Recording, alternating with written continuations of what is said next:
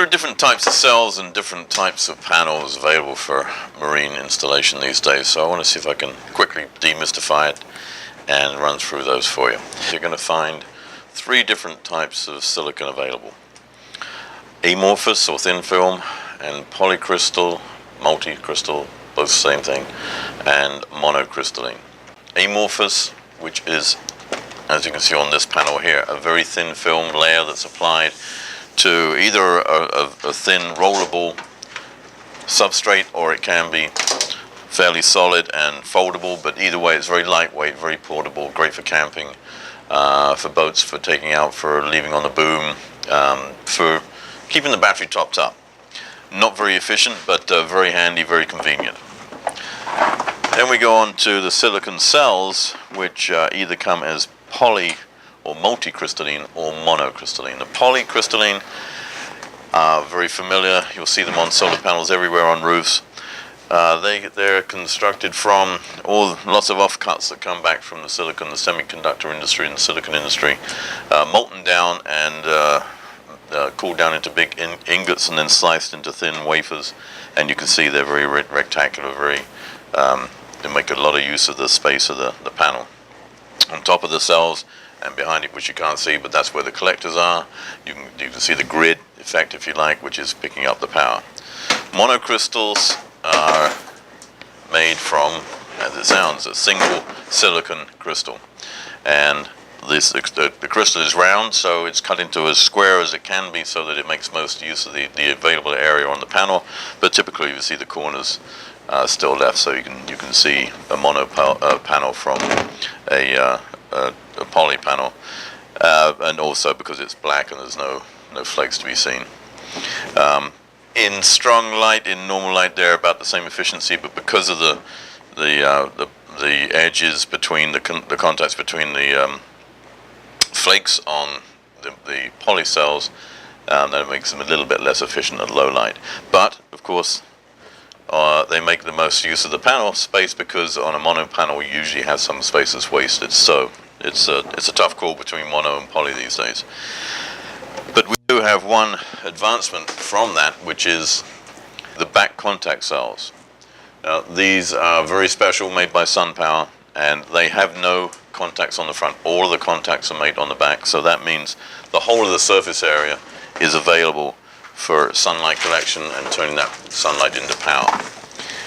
Here's some here on a Solbian panel, and as you can see, 22.5% efficient.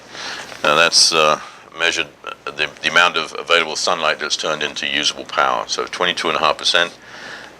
Regular cells are about 17-18%, and the amorphous is about 7 or 8%. So big difference in those.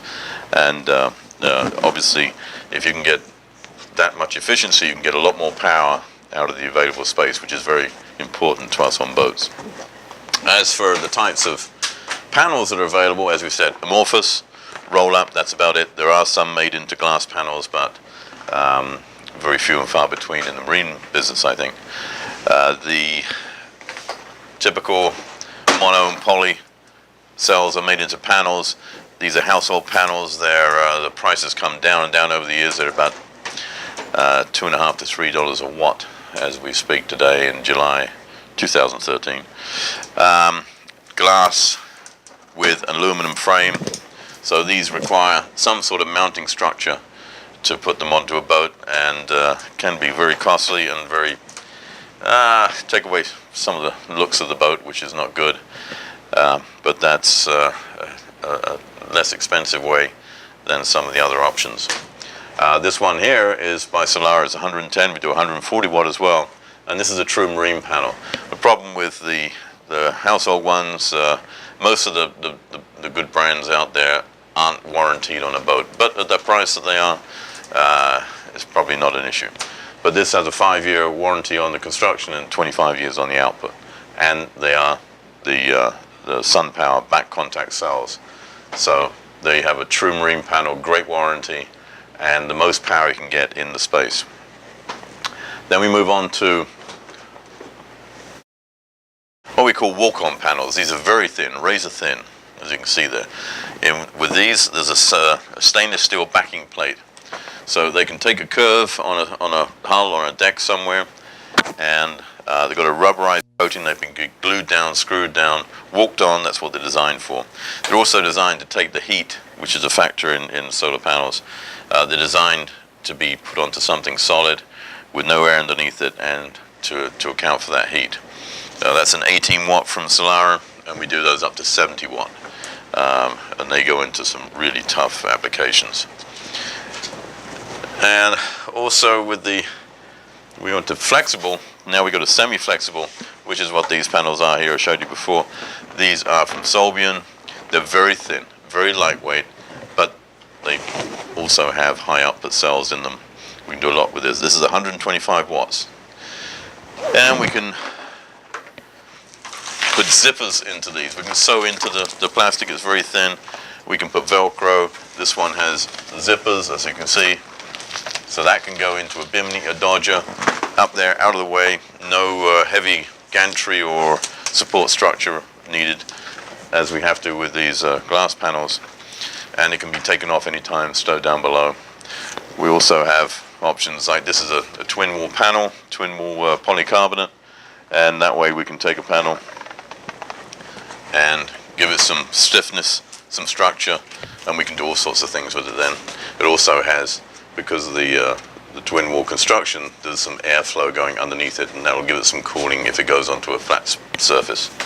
Different size and shapes. There's a 50 watt, there's a 100 watt, and here's another option. This is on the panel, a twin wall panel, but this has got brackets for a rail mount. This can go on a rail. You can even tilt it, which is great if you want to fiddle around and get even more power out of it.